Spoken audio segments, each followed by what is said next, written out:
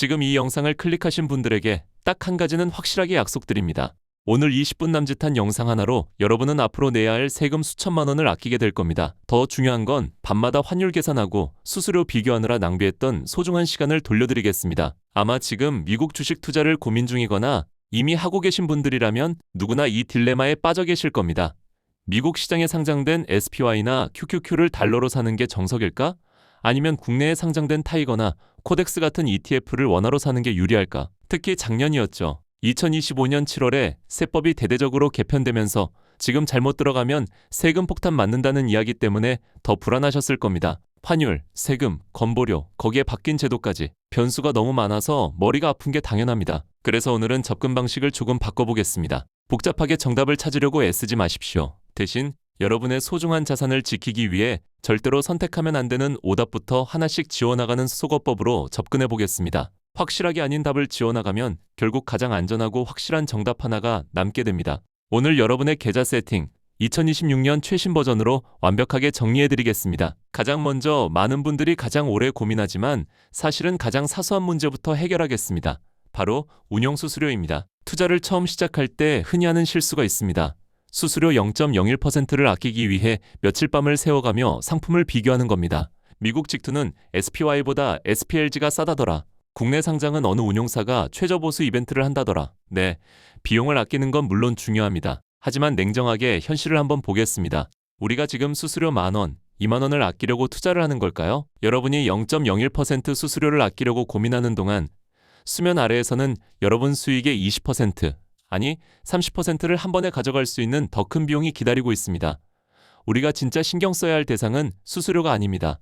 바로 세금과 건강보험료입니다. 수수료가 빙산의 일각이라면 세금과 건보료는 바다 밑에 잠겨있는 거대한 몸통입니다. 그러니 이제 수수료 비교는 잠시 내려놓으셔도 좋습니다. 그건 개인의 선호 차이일 뿐입니다. 지금부터는 진짜 내 돈을 지키는 봄게임, 계좌 선택에만 집중해 주십시오. 자, 첫 번째 소거를 시작하겠습니다. 반드시 피해야 할 최악의 선택지입니다. 그것은 바로 일반 위탁계좌에서 국내 상장 해외 ETF를 장기로 모아가는 것입니다. 여기서 의문을 가지는 분들이 계실 겁니다. 국내 상장 ETF는 15.4% 배당소득세만 내면 되니까 해외 직투의 22% 양도세보다 숫자가 더 낮은 거 아닙니까? 만약 아직도 이렇게 알고 계신다면 정보 업데이트가 필요합니다. 2026년 현재 시점에서는 15.4%라는 숫자가 여러분을 유혹하는 가장 위험한 함정이 될 수 있습니다. 이 선택을 하는 순간 여러분의 계좌는 두 가지 큰 리스크에 노출됩니다. 첫 번째 리스크는 바로 TR ETF의 변화입니다. 기억하실 겁니다. 불과 1에서 2년 전만 해도 TR, 즉 토탈 리턴 ETF가 큰 인기였습니다. 배당금을 주지 않고 자동으로 재투자해주니까 세금 낼 돈으로 복리 효과를 누릴 수 있다는 게 장점이었죠. 하지만 2025년 7월부로 제도가 변경되었습니다. 정부가 세법 시행령을 개정하면서 해외 지수를 추종하는 TR ETF도 의무적으로 배당금을 분배하도록 바뀌었습니다. 이게 무슨 뜻일까요?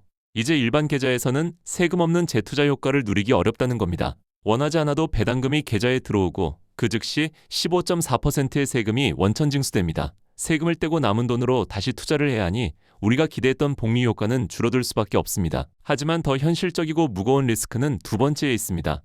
바로 건강보험료 문제입니다. 이건 단순히 수익률을 떠나서 여러분의 노후 현금 흐름에 직접적인 타격을 줍니다. 구체적인 예를 들어보겠습니다. 여러분이 은퇴하신 부모님 명의나 소득이 없는 배우자 명의로 일반 계좌 투자를 시작했다고 가정해봅시다. 투자를 잘해서 이자와 배당을 합친 연간 금융소득이 2천만 원을 넘는 순간이 올 겁니다. 그때 어떤 일이 벌어질까요? 피부양자 자격 요건을 충족하지 못해 자격이 박탈될 수 있습니다. 직장가입자인 자녀나 배우자 밑에 있어서 보험료를 내지 않았는데 이제는 지역가입자로 전환되어 직접 보험료를 내야 하는 겁니다. 문제는 지역가입자의 건보료 산정 방식입니다. 단순히 그 2천만 원 소득에 대해서만 내는 게 아닙니다. 여러분이 소유한 주택, 자동차, 그리고 발생한 소득까지 모두 점수로 환산되어 매달 보험료가 청구됩니다. 은퇴 후 고정 수입이 없는데 매달 건보료 고지서가 20만 원, 30만 원씩 나온다고 상상해 보십시오. 1년이면 300만 원이 넘는 큰 돈입니다.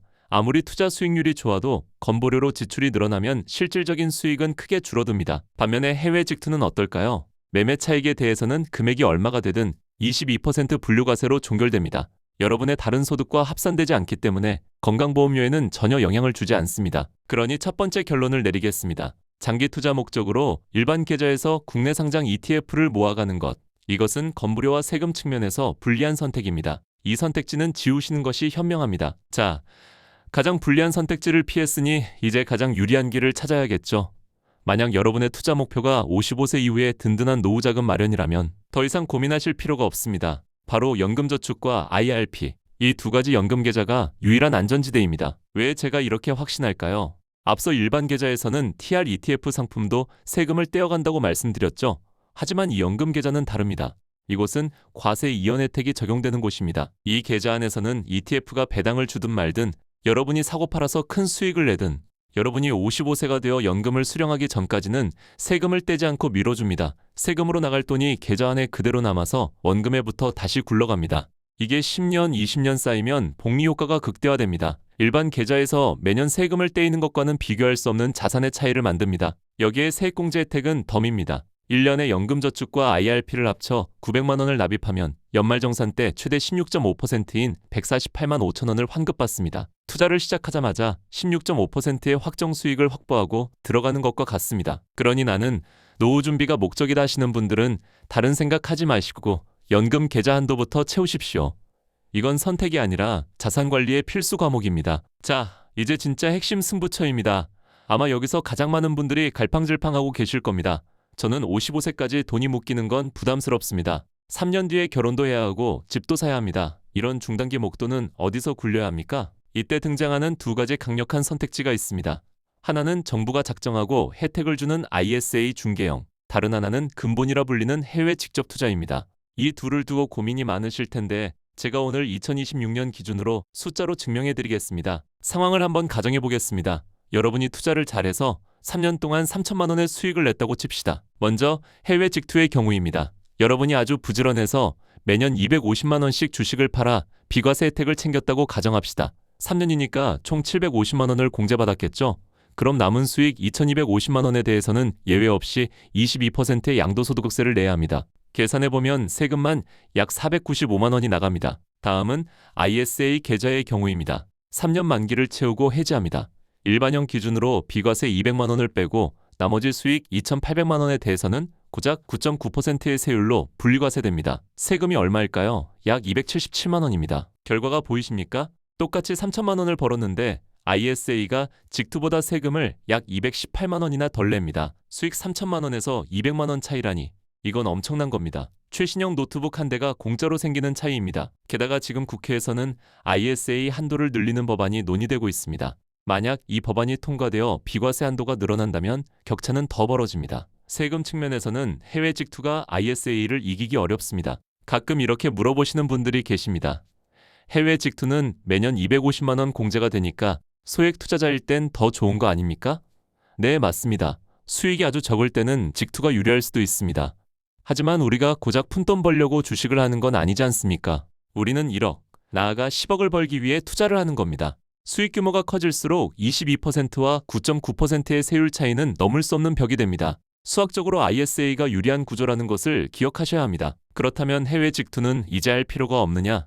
그건 아닙니다. ISA가 아무리 좋아도 해외 직투를 선택해야만 하는 세 가지 예외적인 경우가 있습니다. 본인이 여기에 해당되는지 체크해 보십시오. 첫째, 슈퍼개미 분들입니다. ISA는 납입 한도가 정해져 있습니다. 현재 연 2천만 원, 5년에 총 1억 원이죠. 나는 시드머니가 커서 1년에 1억, 2억씩 투자한다 하시는 분들, ISA 한도를 넘는 자금은 어쩔 수 없이 해외 직투로 가셔야 합니다. 일반 계좌로 가면 건보료 이슈가 있으니까요. 둘째, 달러 자산 자체가 필요한 분들입니다. 이민을 준비하거나 자녀 유학 자금을 모으는 분들, 국내 상장 ETF를 팔면 원화가 나오지만 직투는 팔면 달러가 들어옵니다. 나중에 다시 달러로 환전하느라 수수료를 2번 물기 싫다면 애초에 직투로 모아가는 게 정답입니다. 셋째, 3년도 못 기다리는 단기 투자자입니다. ISA는 혜택을 받기 위해 3년이라는 의무가입 기간을 채워야 합니다. 나 내년에 결혼하는데 당장 돈 빼야 해. 이런 분들은 ISA 혜택을 온전히 누릴 수 없습니다. 언제든 돈을 뺄 수 있는 직투를 하시는 게 낫습니다. 자, 긴 이야기를 정리해 보겠습니다. 복잡한 건 딱 질색인 분들을 위해 최종 세 줄 요약 들어갑니다. 하나, 노후 준비가 목적이다? 묻지도 따지지도 말고 연금저축과 IRP를 한도까지 채우십시오. 둘, 3년 이상 굴릴 목돈이다? ISA 계좌가 수학적으로 유리합니다. 세금을 아껴서 수익을 극대화하십시오. 셋, 일반 계좌에서 국내 상장 ETF를 한다? 그건 내 자산을 갉아먹는 불리한 선택입니다. 지금 당장 점검하고 리밸런싱 하십시오. 마지막으로 꼭 드리고 싶은 말씀이 있습니다. 투자의 세계에서 가장 비싼 비용은 수수료나 세금이 아닙니다. 바로 망설이는 시간입니다. ISA 한도가 늘어난다 만다. 법이 언제 바뀌냐? 그거 기다리느라 시간 낭비하지 마십시오. ISA의 핵심인 3년 의무 기간은 여러분이 오늘 계좌를 개설한 날부터 카운트다운 됩니다. 법이 바뀌면 그때 가서 혜택을 더 받으면 그만입니다. 지금 당장 증권사 앱을 켜서 ISA 계좌부터 만들어 두십시오. 돈은 나중에 넣더라도 일단 계좌의 의무 기간을 줄여놓아야 합니다. 그 행동 하나가 오늘 여러분이 할 수 있는 가장 확실한 수익입니다. 복잡한 계산은 제가 다 끝냈습니다. 여러분은 이제 실행만 하시면 됩니다. 여러분의 성공적인 투자를 응원합니다. 감사합니다.